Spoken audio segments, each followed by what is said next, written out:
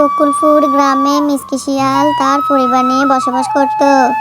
মিসকের পরিবারে ছিল মিসকে আর তার বউ।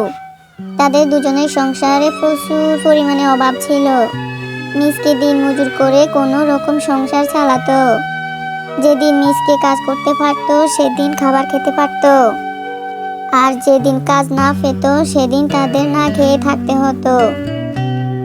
একে তো ছিল তারা অনেক গরিব, তার উপরে ছিল মহাজনের ঋণ। মহাজন থেকে মিসকে কিছু পরিমাণ টাকা ধার করেছিল। তা পরিশোধ করার জন্য প্রতিদিন মহাজন চাপ দিত। না বউ, আজও কোনো কাজ পেলাম না, কোনো এক টাকাও ইনকাম করতে পারলাম না। আরে কি বলো, এভাবে চললে কিভাবে হবে? আজ দুদিন কিছুই খেতে পারলাম না, ঘরে একটা দানা পানিও নেই। তার উপর মহাজন এসে বলেছিল কালকের মধ্যে যদি ঋণের টাকা পরিশোধ না করি তাহলে আমাদেরকে ঘর থেকে বের করে দেবে। ঘরটাও বন্ধক রেখে মহাজন থেকে টাকা ধার নিছিলা, এখন তো মনে হয় ঘরও হারাতে হবে। তো এমন অবস্থা হয়েছে, পেটেও ভাত নাই, মাথা গোজারও ঠাঁই থাকবে না। বউ, কি আর করার, সৃষ্টিকর্তা যা করে আমাদের ভালোর জন্যই করে। সৃষ্টিকর্তা কি আমাদের কষ্ট দেখে না? আমাদেরকে নিয়ে এমন করতে হবে সৃষ্টিকর্তার? আরে বউ, এমন বলিও না, সৃষ্টিকর্তা আমাদের পরীক্ষা করছে। তোমার কি মনে নেই সেদিন বৃদ্ধ বাবা আমাদের বাড়িতে এসেছিল? বাড়িতে কেউ আসোনি গো, আমি আজ দুদিন ঘরে কিছুই খাইনি, আমাকে কিছু খেতে দিতে পারবে? বৃদ্ধ বাবা, আমাদের ঘরে তো তেমন কিছু নেই, শুধু আমাদের দুজনের কিছু খাবার আছে। আচ্ছা মা, তাহলে কি আর করার, আমি চলে যাই। না বাবা, আপনি দাঁড়ান, আমরা না খেলে কিছু হবে না।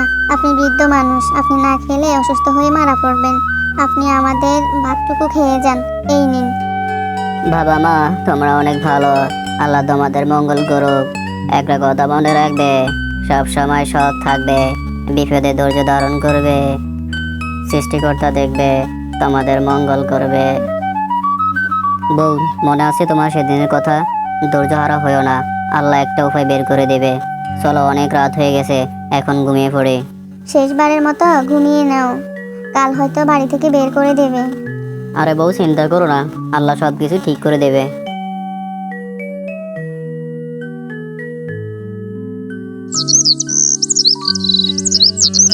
সকাল তো হলো, মনে বড় ভয় লাগে।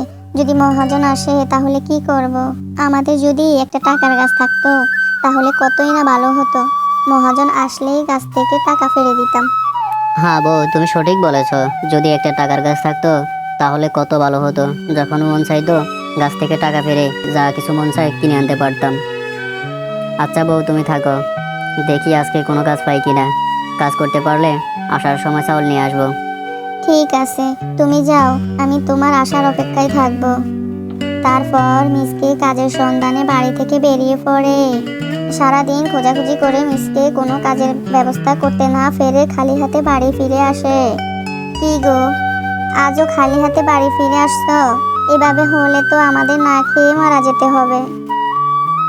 কি করবো বউ, কপালে যা আছে তা হবে। তারপর তারা না খেয়ে খালি পেটে ঘুমিয়ে পড়ে। রাত যখন গভীর হয় মিসকে তখন একটি স্বপ্ন দেখে। এই বছর আমি এখানে একটি গাছের চারা রোপণ করে গেলাম। এই গাছটি বড় হয়ে টাকা ধরবে। এই গাছ থেকে তোমরা যত খুশি টাকা নিতে পারবে, তা দিয়ে যা খুশি তা খেতে পারবে। কিন্তু একটা জিনিস মনে রাখবে, তোমরা ছাড়া কেউ যদি এই গাছ থেকে টাকা নিতে চায় তাহলে তার অনেক বড় ক্ষতি হয়ে যাবে।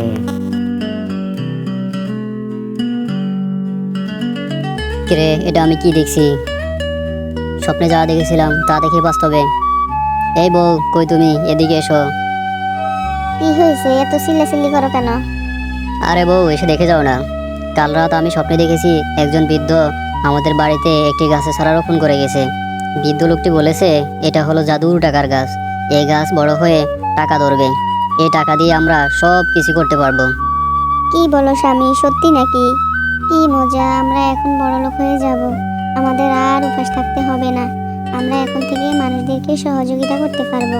তারপরের দিন ওই গাছটি বড় হয়ে অনেকগুলো টাকা ধরে। ওই টাকা পেয়ে মিসকে বড়লোক হয়ে যায়। বউ, গাছ থেকে টাকা ফেরে নেই, আজ বাজার থেকে খাসির মাংস আনবো। আজ জমিয়ে মন ভরে মাংস খাবো, কতদিন হয়েছে মাংস খেতে পারি না। ঠিক বলছো, যাও যাও, কতদিন হলো ভালো মন্দ কিছু খেতে পারি না।